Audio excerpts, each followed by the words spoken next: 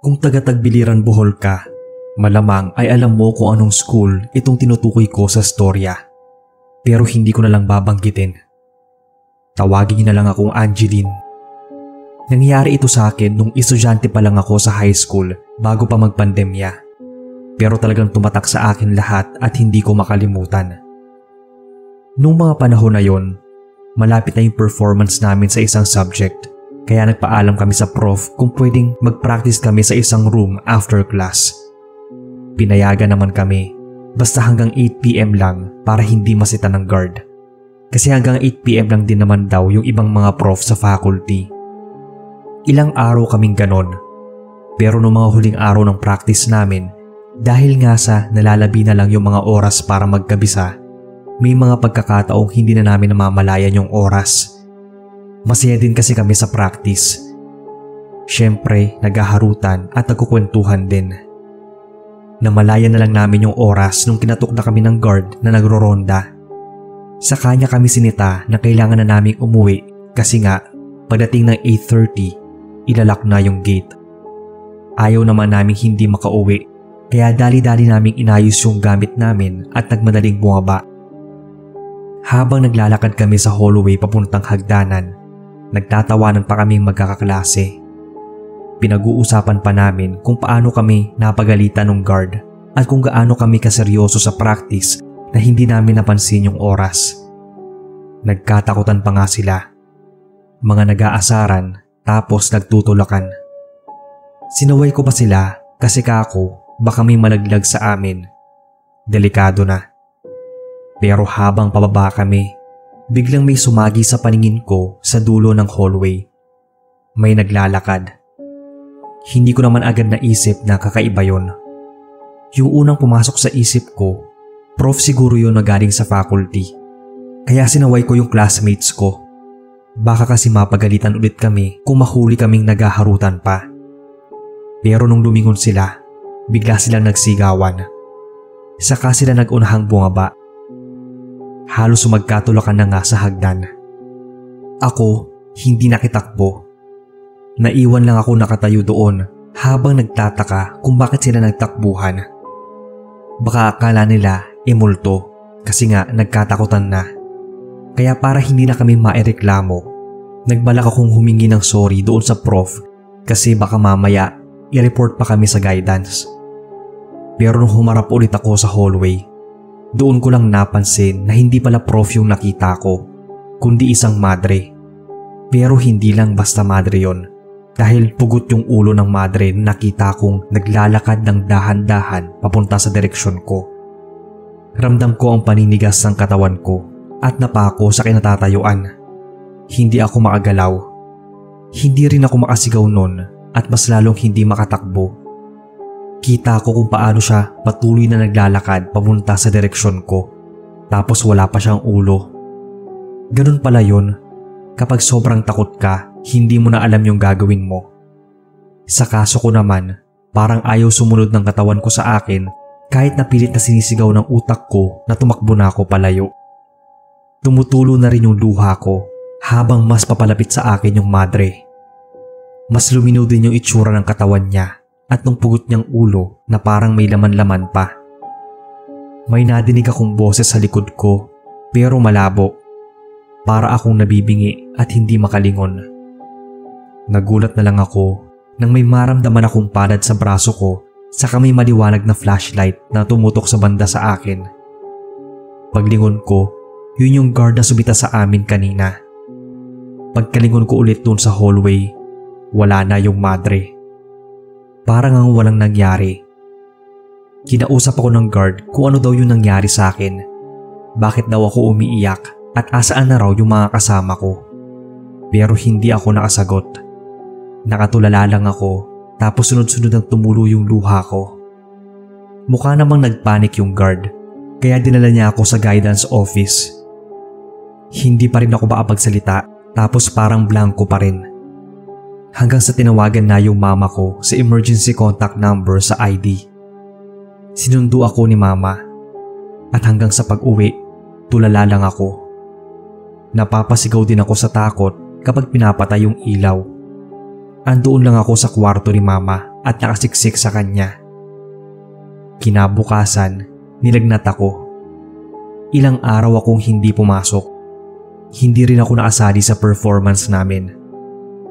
Habang nagpapahinga sa bahay, kumalat pala sa buong school yung nangyari sa akin. Marami ang hindi makapaniwala, pero may ilan din nagsabing hindi lang ako ang unang nakakita nun. Sabi nila, may mga teachers daw sa faculty rin na dati nakakita na ng pugot na ulo ng madre. May kwento rin daw dati na may mga madring pinugutan sa mismong lugar na yon nung panahon ng pananakop sa atin. Kaya daw minsan, nagpapakita pa sila lalo na kapag ginagabi ka sa eskwelahan. Yung mga kaklase ko na nakakita sa madre, hindi na sila nagsalita.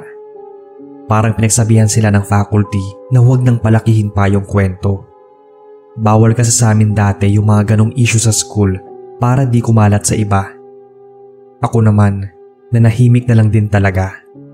Ni ayoko ang pag-usapan yun dati kasi baka mamaya magpakita na naman sa akin. Simula nun, hindi na ako nagpahuli sa uwian. Kahit anong practice o school activity pa yan, siguradong bago mag-alas 6, nasa bahay na ako. Ngayong wala na ako doon sa school, hindi ko lang alam kung may iba pang nakakita doon sa madring pugutang ulo. Hanggang dito na lang po Sir Bob yung story ko. Sana ay mabasa ninyo at isa pala ako sa mga silent listeners ninyo na always nag-aabang ng mga uploads. More power po sa inyong channel.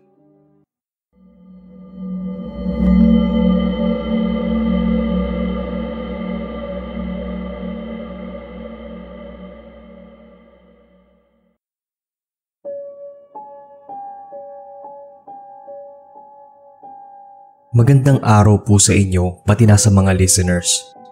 Madalas kong painggan itong channel nyo kapag break at lunchtime dahil naniniwala din ako na totoo talaga ang mga multo o kaluluwa.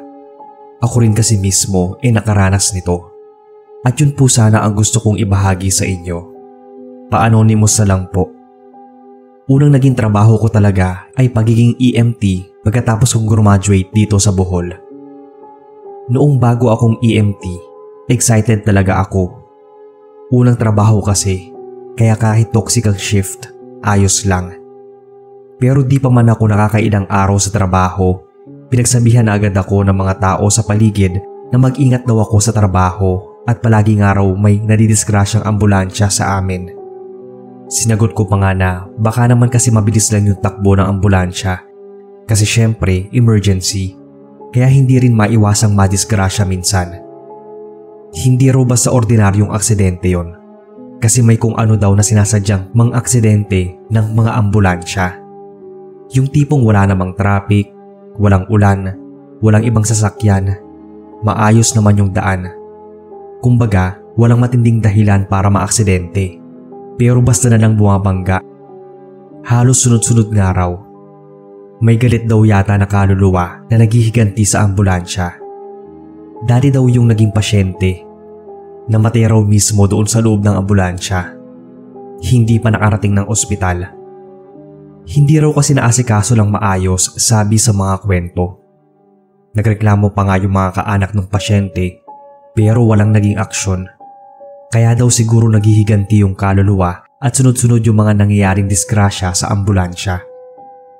Hindi ko pinansin yung mga kwento, lalo na at akala ko chismis lang o kwentong barbero. Sa isip ko kasi nagkataon lang yung mga aksidente. Hindi ako naniniwala noon sa mga multo. Hindi rin ako madaling matakot. Pero habang tumatagal ako sa trabaho, unti-unti kong na-realize na baka nga may nagpaparamdam talaga. Ang una kong napansin ay yung mga gamit sa ambulansya kapag may emergency kami. Kapag may pasyente kaming sinasakay, laging may biglang aberya. May mga equipment at supplies na basta na lang nalalaglag mula sa compartment kahit sigurado kami na asara naman yon ng maayos. Minsan, nawawala yung mga gunting at stethoscope. Tapos maya-maya lang, andoon na sa ibang lugar. Yung parabang iniinis o pinaglalaroan ka. Nanggugulo kumbaga. Hanggang umabot na sa puntong akala ko napaparanoid na ako. Minsan kasi habang nasa biyahe kami, ramdam kong may direktang naatingin sa akin. Yung matalim ang pagkakatitig. Ramdam ko na parang tagos sa balat yung titig, pero wala naman akong makitang nakatingin. Bukod sa kasama ko, sa pasyente at sa driver, wala naman kaming ibang nakakasama tuwing emergency. Siguro doon na rin nagsunod-sunod yung mga pagpaparamdam. Hindi ko na rin mabilang kung ilang beses akong kinilabutan sa trabaho. Pero may isang partikular na gabi na talagang tumatak sa akin. Hindi lang mismong takot para sumulto yung naramdaman ko nun, kundi pati na rin takot para sa kaligtasan ko at sa buhay naming mga naasakay sa ambulansya. Mag-aalas 12 na yun ng gabi nang biglang may emergency call. May isang matandang lalaki daw na mukhang inatake sa puso. Kailangan niya ng paunang lunas at madala agad sa ospital bago mahuli ang lahat. Kami naman to the rescue at mabilis siyang sinundo. Nagmamadali na rin kami na ni halos hindi ko na maalala kung paano namin siya naisakay sa ambulansya. Ang alam ko lang, nasa loob na kami tapos nagmamadali na akong asikasuhin siya. Chine-check ko yung vitals tapos inadjust ko yung oxygen mask para makahinga ng maayos. Iba na yung kaba ko nung gabing yon. Pero kasama naman sa trabaho namin yung dapat palagi kang maging kalmado at alerto. Kaya sinubukan ko pa rin ibaling yung focus ko sa pagsalba ng buhay ng matanda. Habang yung kasama niya na asawa niya panay lang iyak sa gilid. Pero ilang minuto pa lang kaming nasa biyahe, bigla akong kinabahan nang marinig ko yung sigaw ng driver. Wala raw preno yung sinasakyan naming ambulansya. Parang di agad nag-register sa utak ko yung sinabi niya. Pero nung nakita ko yung reaksyon niya, yung pagkataranta sa muka habang walang tigil sa pag-apak ng preno, doon ko na-realize kung gaano kaseryoso ang sitwasyon. At sino ba namang magbibiro na walang preno yung sinasakyan nyo, lalo na at ambulansya yon. Sakto pang mabilis yung takbo namin at talagang delikado para sa aming lahat kung hindi maibabalik yung preno. Halos bumaliktad na rin yung sikmura ko sa kaba habang nakikita kong papalapit na kami sa intersection. Kung hindi himalang babalik yung preno, malamang lahat kami hindi na aabot sa ospital. Tumingin ako sa paligid, naghanap ng paraan kung paano makakatulong. Pero sa gitna ng pagkataranta ko, may napansin ako sa gilid ng mga mata. Sa refleksyon kasi ng bintana ng ambulansya, may nakaupo sa dulo. Dahan-dahan kong nilingon yung refleksyon, kahit pakiramdam ko ayaw kong makita kung ano man yon. Pero nang tuluyan na mag-register sa isip ko yung nakita, talagang nanigas yung buong katawan ko sa sobrang kilabot. Hindi kasi ganun kalinaw, pero kitang-kita ko sa refleksyon yung babaeng maputla na nakaupo at malapad ang pagkaangiti. Sobrang laki nga ng ngiti niya na halos mahatak na yung mga pisngi niya. Para talaga siyang tuwang-tuwa sa nangyayari sa amin. Naisip ko agad na baka siya nga yung sinasabi nilang naghihiganting multo at yun na rin yung katapusan namin. Hindi ko alam kung anong naisip ko nung panahon na yon. Basta napasigaw, napapikit at napadasal. Kahit anuman lang. Alam kong hindi ko dapat ginawa yon. Yung mag-create ng panic sa loob ng ambulansya dahil nga EMT ako. Pero talagang pumitik na lang din ako sa takot. At habang nagkakagulo kami, bigla na lang nagsalita yung asawa ng matandang pasyente namin. Nung una, hindi ko alam yung sinasabi niya. Pero habang tumatagal, napagtanto kong parang kinakausap niya yung multo. Sinasabi niyang tapos na yung paghihiganti niya. Wala nang may kasalanan sa kanya. Hindi kasalanan ng mga bagong pasyente ang nangyari sa kanya noon. Kilala pala ng matandang babae yung nagmumulto. Humingi siya ng tawad doon sa nangyari sa multo, tapos ipinangako niya na lagi siyang magpapadasal para sa kaluluwa niya. Sinabi din ng babae na kakilala niya yung nanay ng multo at hindi daw yun masaya na naghihiganti pa ito magpasa hanggang ngayon. Lumagay na raw ito sa tahimik. Kung sigurong wala kami sa bingit ng kamatayan, iisipin kong baliw yung babaeng kasama namin. Pero hindi Kahit kasi ako, kung yun lang ang pwedeng gawin, talagang papatusin ko na at pakikiusapan. Tahimik akong nakikinig, pero sa totoo lang, nanginginig pa rin ako nun. Hindi ko alam kung anong mangyayari. Nagdasal na lang din ako sa utak ko. Hanggang sa mukhang dininig ng Diyos yung panalangin ko. O siguro, pinagbigyan ng multo yung pakiusap ng asawa ng pasyente. Hanggang sa bigla na lang naming narinig yung driver na nag-thank you Lord ng malakas dahil bago pa raw kami makapasok ng intersection. Bumalik na yung preno ng ambulansya. Nagawa pang ibang ganong driver namin yung ambulansya sa gilid ng kalsada. Pero dahil nga bumalik na yung preno at kontrol, hindi naging ganon kalala. Kaya dali-dali ulit nagmaneho yung ambulansya papunta sa ospital. Total malapit naman na. Nahabol namin yung matandang pasyente at nabuhay siya. Malaki ang pasasalamat niya sa amin. Ako naman, mas malaki ang pasasalamat sa asawa niya. Baka kasi kung hindi kinausap ng asawa niya yung kaluluwa, baka pare-parehas na kaming kaluluwa ngayon. Simula nun, hindi ko naman na nakita ulit yung babae sa ambulansya at hindi na ako nakakarinig ng mga kwentong na-aksidenteng ambulansya. Lagi na rin ako may dalang rosaryo. Alam kong hindi na siya nagpaparamdam, pero hindi natin alam, baka pagala-gala pa rin siya at hindi pa nakakatawid sa liwanag. Isa pa rin siyang malaking paalala sa akin kung gaano ka-importante yung trabaho ko dahil buhay ang nakasalalay. Matagal din ako noon sa Bohol at ngayon dito na ako sa Manila nagtatrabaho.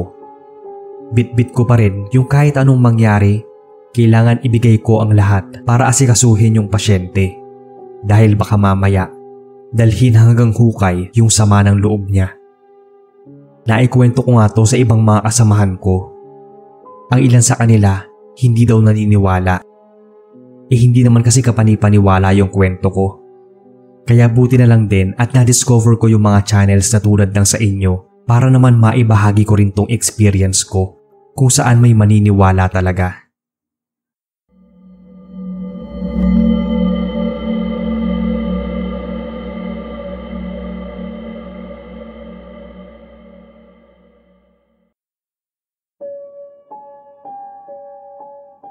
Hello po Sir Bob at sa mga listeners na tulad ko. Ako si Avery. I-share ko sana itong story ko. Late last year lang nung pumunta kaming magbabarkada sa Bohol Museum para igala na rin yung foreigner na BF ng kaibigan ko. Ang kaso, bukod sa mga nasa loob sa museum, may iba pa pala akong makikita na di inaasahan. Maganda naman talaga yung museum.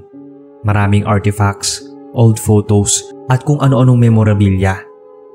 Nagpipicture lang din yung mga kasama ko tapos panay tingin sa paligid. Sobrang tahimik sa loob. Dinig mo yung may hinang yapak ng mga tao. Respeto na rin dun sa lugar at talagang matatakot ka rin na makabasag.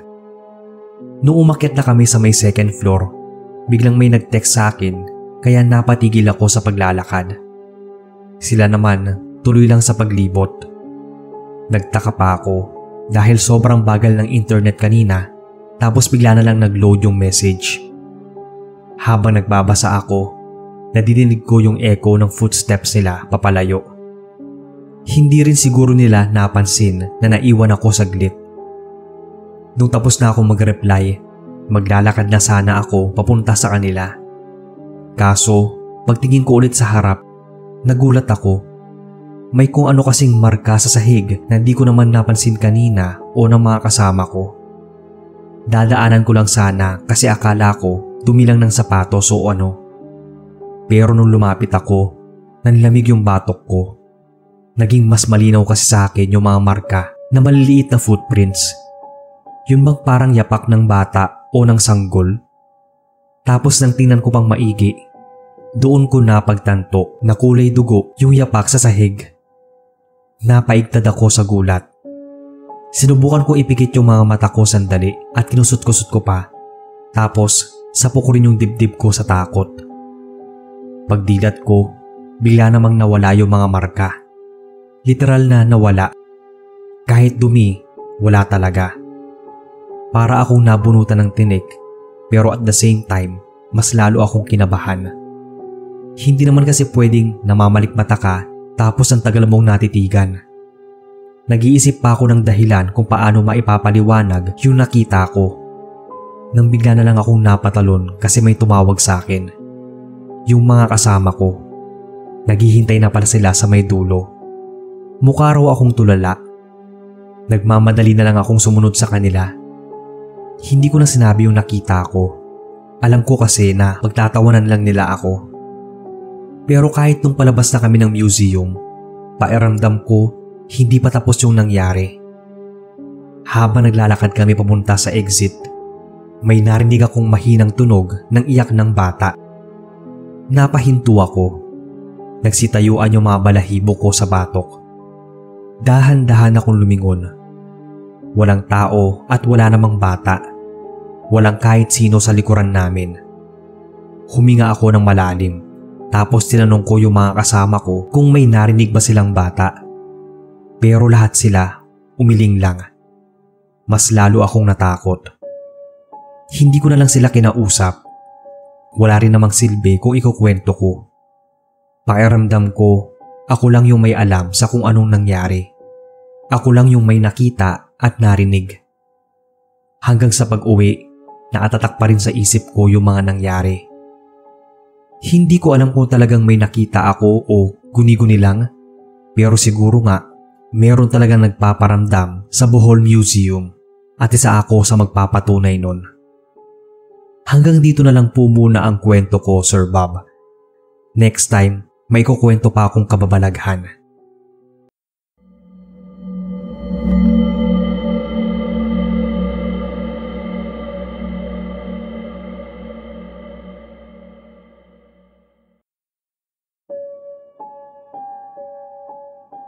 Magandang araw, boss, pati na rin sa lahat.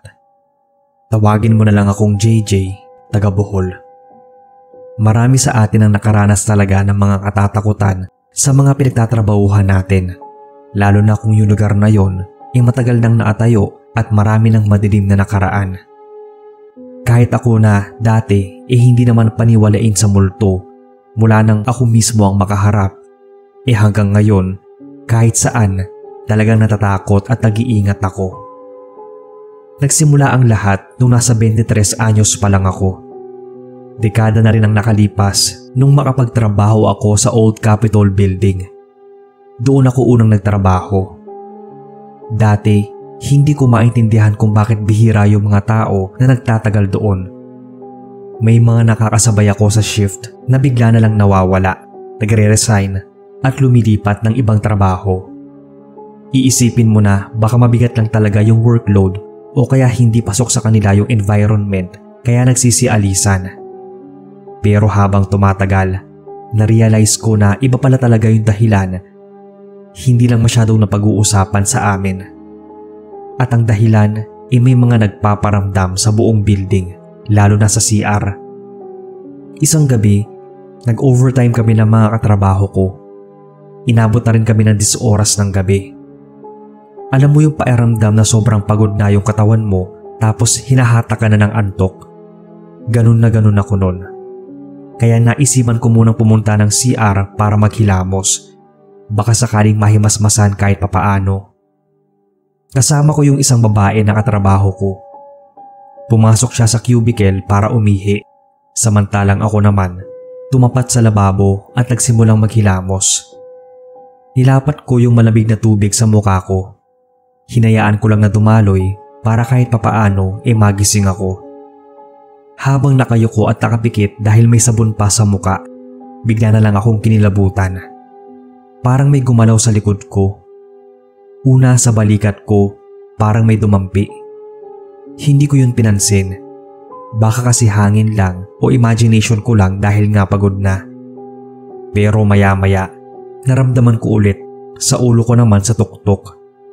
Parang may lumulutang na bagay na bahagyang bumabangga sa akin. Hindi ako agad makadilat kasi nga may sabon pa yung mukha ko. Kaya pinatay ko muna yung gripo saglit. Saka nakapikit na tinanong yung kasama ko kung bakit niya ako kinakalabit. Hindi naman niya ako sinagot. Hindi yata narinig. Kaya sinimulan ko na magbanlaw ng muka. Ang kaso, hindi pa rin nawawala yung pakiramdam na may dumadampi sa akin. Sa braso ko naman sumunod. Hindi siya yung mabigat na may tipong nakapatong sa akin. Basta ramdam ko lang. Binilisan ko na yung pagbabanlaw at tatapos na rin sa paghihilamos. Kinuha ko na yung towel at tinunasan ko agad yung muka. Pagdilat ko, nilingon ko yung kasama ko. Nagulat ako kasi kita kong kakalabas lang niya sa cubicle. Tinanong niya ako kung sino raw yung kausap ko. Parang narinig niya daw kasi akong magsalita. Ako naman, nagulat kasi nga akala ko siya yung kumakalabit sa akin. Pero hindi pala. Napatulala pa ako saglit. Saka nahimasmasan nung tinawag na ulit ako ng kasama ko. Sabi ko, wala lang yon. Pagkatapos ay lumabas na kami. Kabado na ako nung mga panahon na yon, pero hindi ko rin naman maalis sa akin na baka dahil lang yon sa antok at pagod o baka rin dahil kulang ako sa dugo kaya parang may bigat akong naramdaman sa ulo. Dahil na rin siguro sa pagiging abala sa trabaho, naiwaglit ko rin agad yung nangyari sa isip ko. Hindi ko na yun naisip pa nung gabing yon. Pero hindi lang doon yun nagtatapos. May sumunod pang mangyayari at mas malala. Makalipas ng siguro 1 linggo, nag-overtime ulit kami. Mas mahaba kaysa doon sa huli. Kaya halos hindi ko na maramdaman yung katawan ko sa sobrang pagod. Double pay ata noong overtime kaya talagang kahit mahaba, pinatulan na namin. At as usual, dahil sobrang inaantok na naman, naisipan ko ulit maghilamos sa CR. That time, talagang nakalimutan ko yung huling nangyari sa akin sa CR. Nawala sa isip ko. Sakto namang may 2 akong kasabay na mag-CR din, kaya 3 kaming babae na bumaybay sa hallway papunta sa banyo. Pagkapasok namin sa CR, bigla akong napalingon sa may bandang kanan. Pakiramdam ko kasi may dumaan. Isang anino lang, sobrang saglit, pero sigurado akong may nakita ako. Napakunot noo ako nun. Naghanap kung may ibang tao ba, pero wala naman. Yung 2 kasama ko, abala sa pag-aayos ng buhok sa salamin. Kaya lumapit na lang din ako, saka naglabas ng face wash at towel.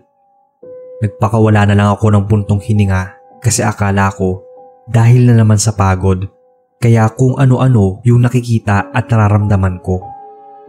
Pumunta na sa cubicle yung mga kasama ko para umihi. At dahil hindi naman ako naiihi, nagsimula na lang ako maghanda para maghilamos. Tumapat ako sa lababo at nagsimula na. Pumikit ako saglit. Hinayaan kong dumalo yung malamig na tubig sa mukha ko. At doon, bigla na lang akong may naamoy na kakaiba. Ang baho niya. Yung amoy ng panis na karne na ilang araw na hindi nalilinis. O mas malala pa, parang patay na hayop na iniwan lang sa kung saan.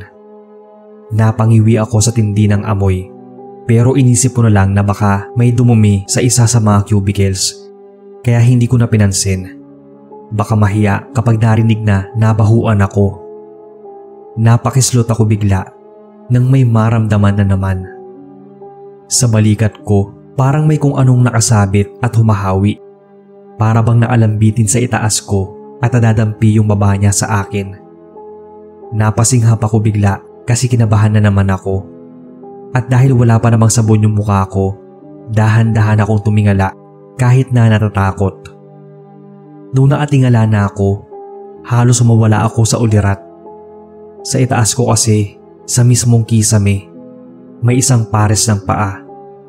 Nabubulok, nangingitim at may mga butas pa. Nakasabit yung paa, umiikot-ikot ng marahan. Parang katawan ng isang taong binitay at iniwan doon para mabulok. Ilang segundo akong nakatingin doon sa katawan na nakasabit. Yun pala yung humahawi-hawi sa akin. Paa ng kung sino man yun. Hindi ko na kinaya kaya nagsisisigaw ako at mabilis na tumakbo palabas ng CR. Hindi ko na inisip yung mga naiwan kong gamit. Wala na rin akong pakialam sa sasabihin ng iba. Ang gusto ko lang noong mga oras na yon ay makaalis. Nablangko na ako. Nagulat na lang ako na may sumalo sa akin habang tumatakbo at pilit akong pinapakalma. Yung manager namin. Tinanong niya ako kung anong nangyari pero talagang nanginginig yung labi ko sa takot. Hindi mawala sa isip ko yung nakabigti sa ibabaw ko. Ni sa bangungot nga, hindi pa ako nakakita ng ganon. Kahit sa palabas. Tapos yun pala, mararanasan ko sa mismong trabaho. Naiisip ko palang na dumampi sa akin nung paulit-ulit yung paa na nakabigti. Sobrang kinikilabutan na ako. Pinalibutan ako noon ng mga katrabaho ko at pinainom ng tubig. Sa kanila ako tinanong kung may nagparamdam din daw ba sa akin. Nagulat ako kasi paano nila nahulaan. Yun pala, marami na sa amin yung nakaranas nung pagpaparamdam. Hindi lang pinag-uusapan kasi daw baka mas lalong lumala yung pagpaparamdam nun. Naiyak na lang ako at tinanong sila kung ano ba talagang meron.